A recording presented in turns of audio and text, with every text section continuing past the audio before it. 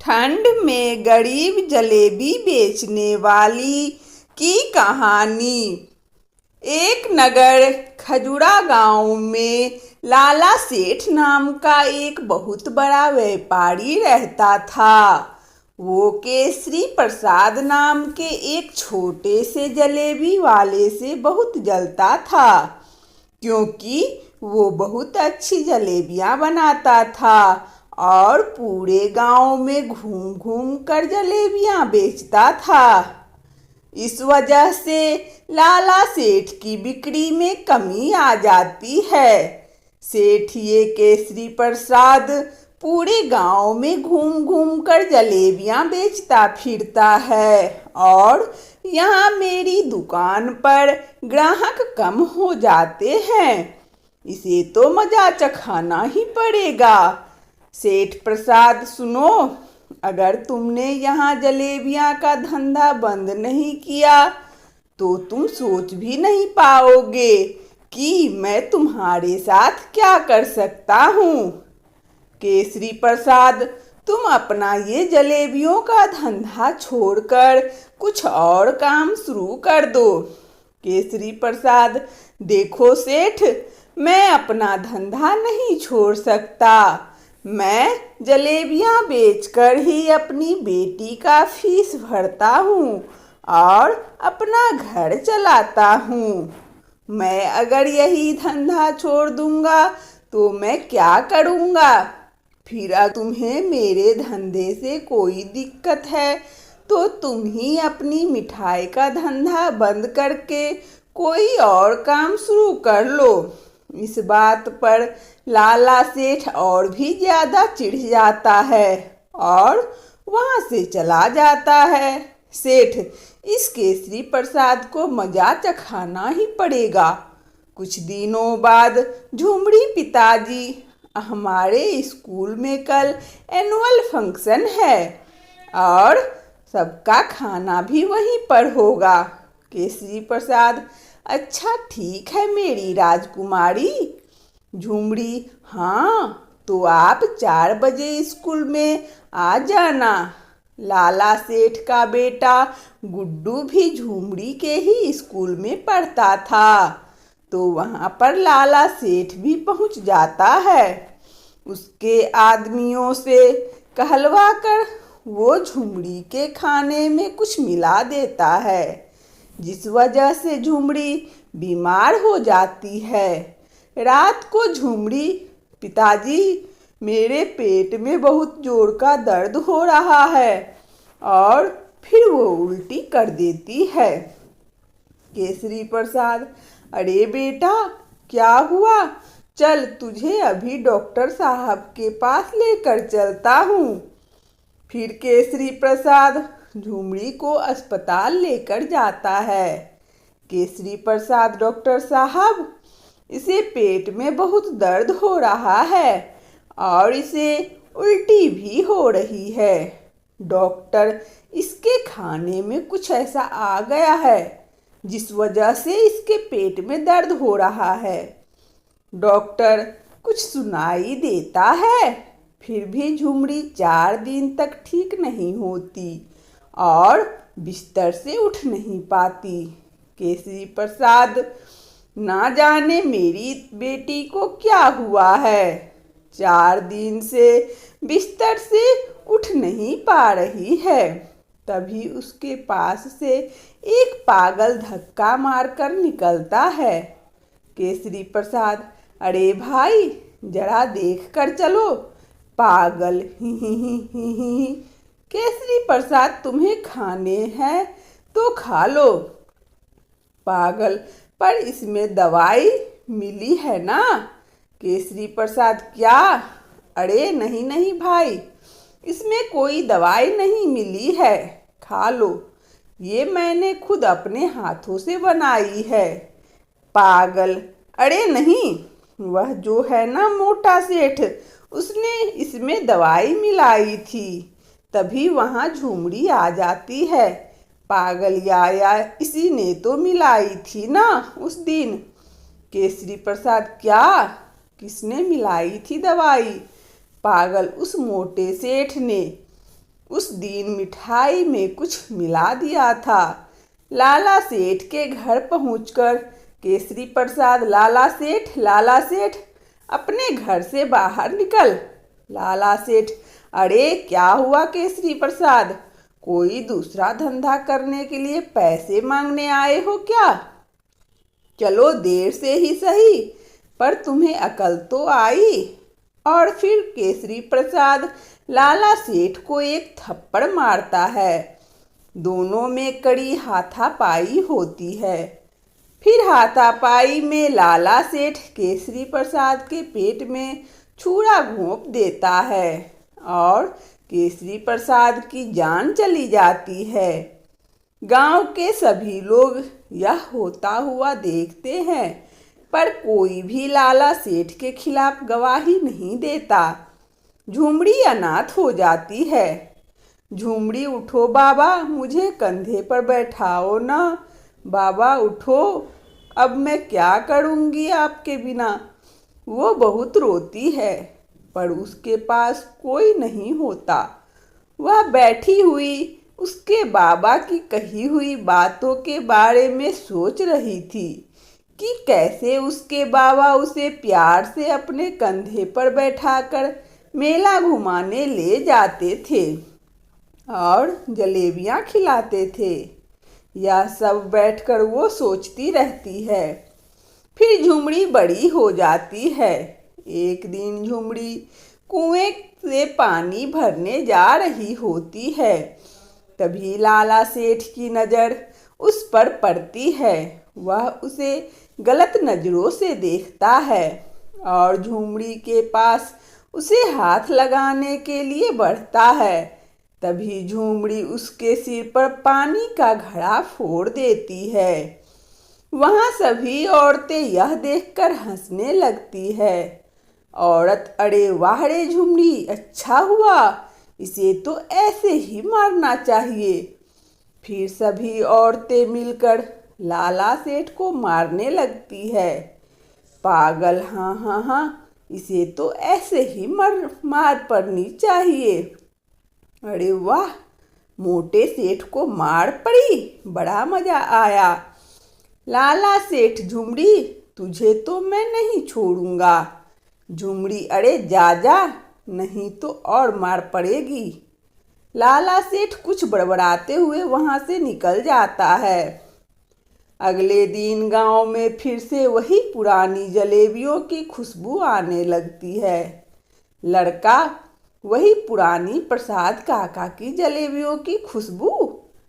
फिर वह बाहर निकल कर देखता है तो झुमड़ी जलेबियों के ठेले पर जलेबियां लेकर बेचने निकलती है। देखते ही देखते झुमड़ी की बहुत सारी जलेबियां बिक जाती है। बूढ़ा, अरे वाह बेटा, तुम्हारी जलेबियां तो प्रसाद की जलेबियों से भी बहुत स्वादिष्ट है। पागल, अरे वाह, जलेबी, मैं तो आज जलेबी खाऊंगा। जलेबी ई। वह जलेबी खाने लगता है। खाते खाते उसे लाला सेठ दिख जाता है तो वो लाला सेठ के ऊपर जलेबी फेंक देता है। बिल्कुल इस तरह फेंकता है जैसे किसी कुत्ते को रोटी डाल रहा हो और कुत्तों की तरह हाथ करके कहता है, तुझे भी जलेबी खानी है। लाला सेठ गुस्से से वहां से निकल जाता है। झुमड़ी के ठेले पर बहुत भीड़ आने लगती है और ये सब मिठाई वाले लाला सेठ को रास नहीं आता। वो कुछ गुंडे झुमड़ी को उठाने के लिए भेज देता है। लाला सेठ, आज तो वो झुमड़ी मुझसे नहीं बचेगी। जैसे ही वो आएगी मैं उसे भी उसके बाप के पास पहुंचा दूंगा। बहुत हवा में उड़ रही है ना। तभी वो दोनों गुंडे पिटी हुई हालात लाला सेठ के पास पहुंचते हैं। सेठ, अरे तुम्हारी ये हालत किसने की? गुंडा, और किसने लाला सेठ? उस लड़की ने जिसे आपने उठाने के लिए भेजा था वो तो बड़ी ही टेढ़ी खीर निकली। सेठ, मैंने तुम दोनों को एक लड़की उठाने के लिए कहा था। तुम दोनों से वह भी ठीक से नहीं हुआ। अब जाओ यहाँ से और मुझे अपनी शकल मत दिखाना। लाला सेठ पर ये झुमड़ी इन दोनों हट्ठे कट्ठे पहलवानों को कैसे पीट सकती है। फिर उसे याद आता है कि उसने उसकी भी हालत खराब कर दी थी। वो सोचता है कि झुमड़ी को मजा चखाना ही पड़ेगा। एक दिन झुमड़ी जलेबी का ठेला लेकर गांव में बेचने जा रही थी।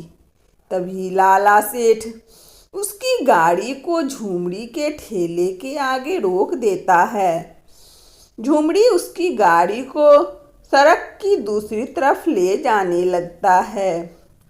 फिर लाला सेठ उसकी गाड़ी को और आगे बढ़ा लेता है और झुमड़ी को नहीं निकलने देता। फिर लाला सेठ गाड़ी से बाहर निकलता है। लाला सेठ, ए झुमड़ी, देख, तेरी मेरे सामने कोई औकात नहीं है। तू चुपचाप अपनी जलेबियों की दुकान, अरे नहीं नहीं, अपनी जलेबियों का ठेला लेकर यहाँ से दफा हो जाओ और अपने ठेले को बंद कर दे, नहीं तो मैं इस ठेले को और तुझे कहीं का नहीं छोड़ूंगा। झुमड़ी आगे आती है और लाला सेठ की गाड़ी का कांच फोड़ देती है। झुमड़ी, अब देख, तेरी गाड़ी की औकात तो मेरे ठेले से भी पतली हो गई। और उसके मुंह पर फेंक कर कहती है, ये लो, जाकर अपनी गाड़ी ठीक करवा लो और अगर चाहिए तो मुझे बोल देना, टिप भी ले ले, काम आएंगे। पागल मोटे सेठ की गाड़ी टूट गई। मोटे सेठ की गाड़ी टूट गई। लाला सेठ आग बबूला होकर वहाँ से निकल जाता है। रात को एक नकाब पोश झुमड़ी के ठेले और उसके घर को आग लगाने के लिए पेट्रोल छिड़कने लगता है। लाला सेठ, आज तो झुमड़ी नहीं बच पाएगी और माचिस जलाकर घर पर फेंकने ही वाला होता है। तभी पीछे से वो पागल उसका हाथ पकड़ लेता है। नकाबपोश उस पागल को धक्का देकर धीरे से नीचे गिरा देता है। तभी झुमड़ी वहाँ आ जाती है। पागल, देखो, ये तुम्हारे घर पर आग लगाने वाला था। मैंने इसे पकड़ लिया, मैंने चोर पकड़ लिया। फिर झुमड़ी उसे थप्पड़ लगाती है और उसका नकाब निकालती है तो वो कोई और नहीं, लाला सेठ होता है।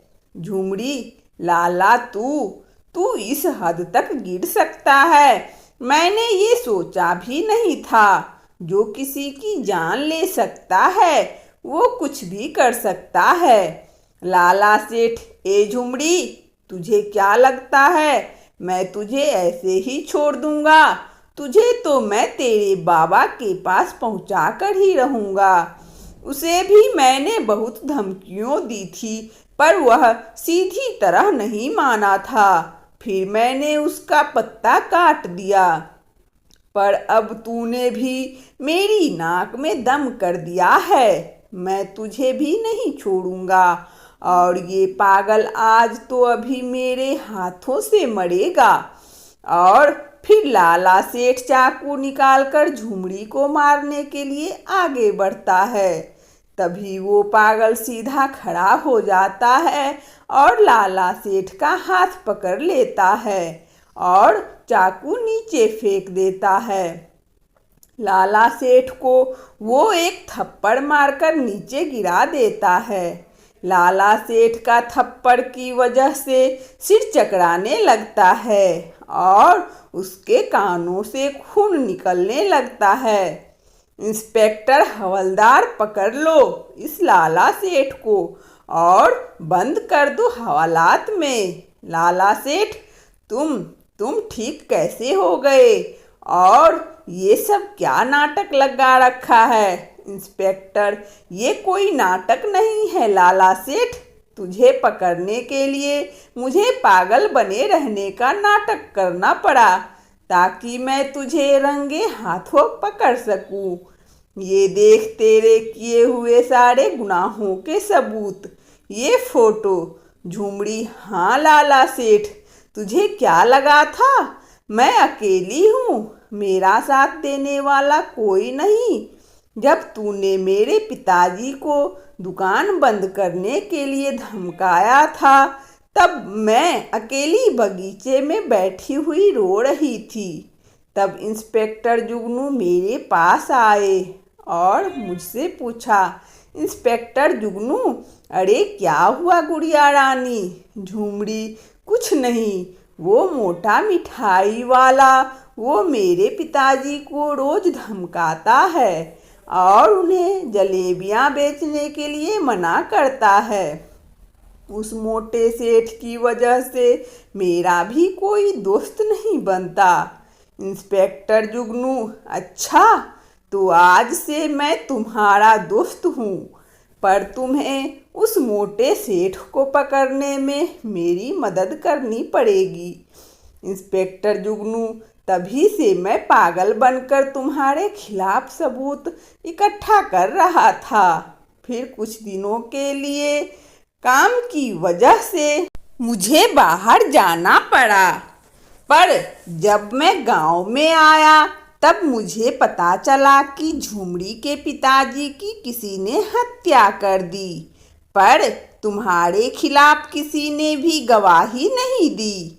तब मैं झुमड़ी की मदद करती और तेरे उन भाड़ों के गुंडे से भी मैंने ही से बचाया था। और फिर इंस्पेक्टर जुगनू लाला सेठ को जेल में बंद कर देता है। वंदना स्टोरी चैनल में इस कहानी को सुनने के लिए आप सभी श्रोताओं को बहुत बहुत धन्यवाद। यदि हमारा कहानी अच्छा लगा हो तो कृपया लाइक और सब्सक्राइब अवश्य करें ताकि नोटिफिकेशन सबसे पहले आपको मिले। धन्यवाद।